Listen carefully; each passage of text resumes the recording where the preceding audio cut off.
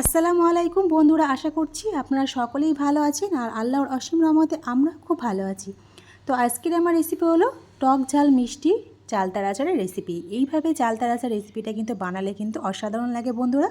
তো এখানে আমি 3টে চালতা নিয়েছি বন্ধুরা। আশা করছি স্কিপ করে দেখবেন না, ভিডিওটা শুরু করার আগে ছোট্ট একটা লাইক দিয়ে শুরু করবেন। তো চালতাগুলো আমি কেটে নিচ্ছি। আমরা সেই স্কুল লাইফে ছোটোবেলায় কিন্তু অনেক চালতা খেয়েছি, আর কখন যে চালতা ব্যাপারী আসবে সেই অপেক্ষায় কিন্তু আমরা থাকতাম। চালতা খেতে ভীষণ ভালো লাগতো ছোটোবেলায় স্কুল লাইফে। তো আজকে কিন্তু আমি বাসায় বানাচ্ছি সেই চালতার আচারের রেসিপিটা। তো ভীষণ ভালো লাগবে আপনাদের আশা করছি, আর খেতেও কিন্তু অসাধারণ লেগেছিল চালতার আচারটা। তো চালতাগুলো কেটে নেওয়ার পরে খুব ভালোভাবে জল দিয়ে পরিষ্কার করে ধুয়ে নিয়েছি। এবার আমি এটাকে সিদ্ধ করতে দিচ্ছি। একটা কড়াই নিয়েছি, তাতে আমি চালতাগুলো পুরোটাই দিয়ে দিচ্ছি। এবার এখানে আমি স্বাদ মতো একটু লবণ দিয়ে দেব আর দেব হলুদ গুঁড়া। আর আমার ভিডিও যে যেখান থেকে পাচ্ছেন দেখছেন দেশ বা বিদেশে বাইরে, তাদেরকে অসংখ্য অসংখ্য ধন্যবাদ আমার এই আজকের চালতার আচার টক ঝাল মিষ্টি রেসিপিটা দেখার জন্যে। তো স্বাদ মতো লবণ দিয়ে দিলাম, 1 চামচের মতো হলুদ গুঁড়া দিয়েছি। এবারে খুব ভালোভাবে হাত দিয়ে মাখিয়ে নিচ্ছি।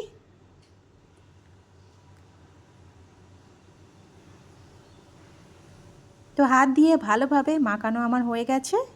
এবারে আমি আগে থেকে জলটাকে ফুটিয়ে রেখেছিলাম, সেই ফোটানো জলটা দিয়ে দেব। দিয়ে খুব ভালোভাবে আমি চালতাটাকে সিদ্ধ করে নিচ্ছি। ঢাকনা চাপা দিয়ে চালতাটাকে সিদ্ধ করে নেব। ততক্ষণে একটা মশলা আমি তৈরি করে নিচ্ছি।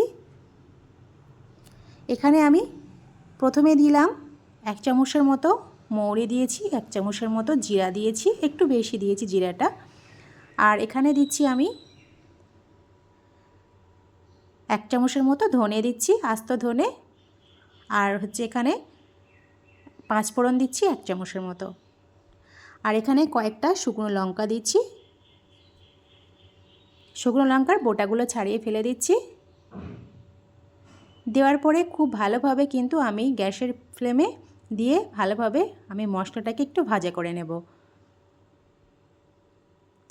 তো যারা আমার চ্যানেলে নতুন, তোমাদের যদি আজ থেকে রেসিপিটা ভালো লেগে থাকে আর আমাকে যদি বন্ধু করতে চান, তাহলে প্লিজ সাবস্ক্রাইব করার জন্য আপনাদের অনুরোধ রইল। তবে গ্যাসের চুলাতে বসিয়ে আমি ভাজা করে নিচ্ছি মশলাটা। তো ভাজা হয়ে গেছে, এবার আমি শিলনোড়াতে বেটে নিচ্ছি। আপনারা চাইলে মিক্সার গ্রাইন্ডারে বেটে নিতে পারেন, তবে কিন্তু আমি একটু আধা ভাঙা করে আমি গুঁড়ো করে নেব, বেশি গুঁড়ো করব না। এবার এখানে চেক করছি আমার চালতাগুলো সিদ্ধ হয়েছে কিনা। আমি 15 মিনিট পর চালতাগুলো দেখলাম একটু সিদ্ধ কম হয়েছিল বলে আমি আবার ঢাকনা চাপা দিয়ে আমি আরও 15 মিনিটের জন্য চালতাটা সিদ্ধ করতে দেব। আমার এখানে চালতাটা সিদ্ধ হতে 30 মিনিটের মতো সময় লেগেছে। আপনাদের হাতে যদি কম সময় থাকে তাহলে কিন্তু আপনারা প্রেসার কুকারে ব্যবহার করতে পারেন। এদিকে আবার মশলাটা ভাজা হয়ে গেছে, এবার আমি শিলনোড়াতে বেটে নিচ্ছি, গুঁড়ো করে নিচ্ছি সরি। এবার আমি চালতাগুলো ভালোভাবে কিন্তু সিদ্ধ হয়ে গেছে, জলটাও ঝরিয়ে নিয়েছি। এবারে শিল বাটাতে একটু থেতলিয়ে নেব, এতে করে কিন্তু খেতে খুব ভালো লাগবে। তো শিলনোড়াতে আমি থেতলিয়ে নিয়েছি। এবারে চলো রান্নাতে চলে যাই।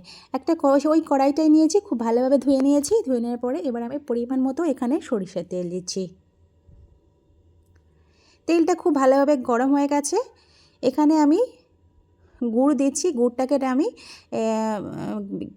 গ্রেটারের সাহায্যে আমি গ্রেট করে নিয়েছিলাম, এতে করে কিন্তু গুড়টা কিন্তু নরম হয়ে গেছে। আর আস্তই ছিল বলে সেই জন্য আমি এখানে গ্রেটারের সাহায্যে গ্রেট করে নিয়েছি। এখানে 1 কেজির একটু কম দিয়েছি গুড়। এবার আমি খুব ভালোভাবে তেলের সঙ্গে গুড়টাকে খুব ভালোভাবে মিশিয়ে নিচ্ছি। আর এবার যে চালতাগুলো থেতলে রেখেছিলাম সেই চালতাগুলো দিয়ে জাল করে নেব। আর গুড় থেকে কিন্তু একটু হলেও জল বেরোবে।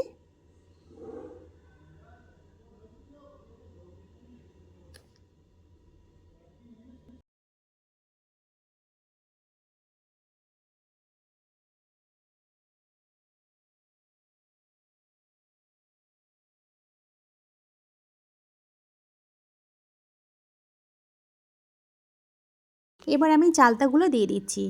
দেওয়ার পরে খুব ভালোভাবে গুড়ের সঙ্গে চালতাগুলো খুব ভালোভাবে মিক্সড করে নিচ্ছি, আর একদম পুরো শুকনো শুকনো করে জাল করে নেব।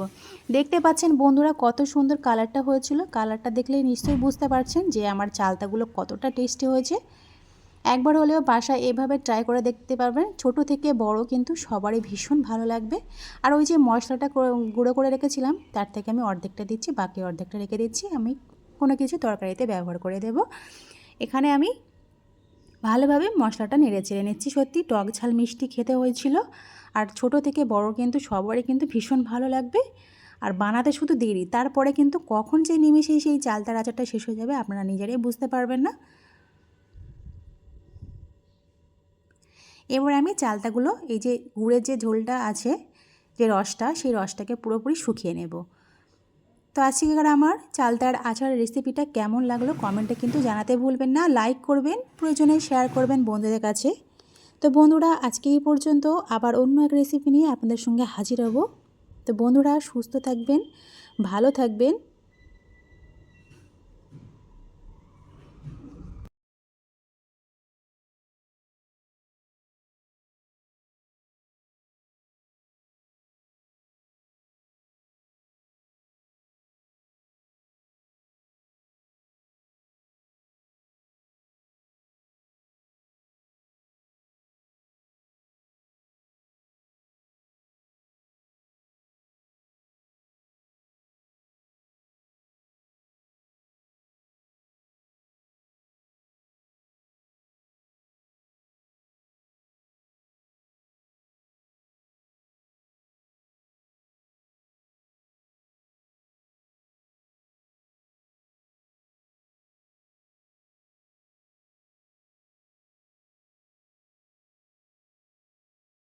নিজেদের খেয়াল রাখবেন।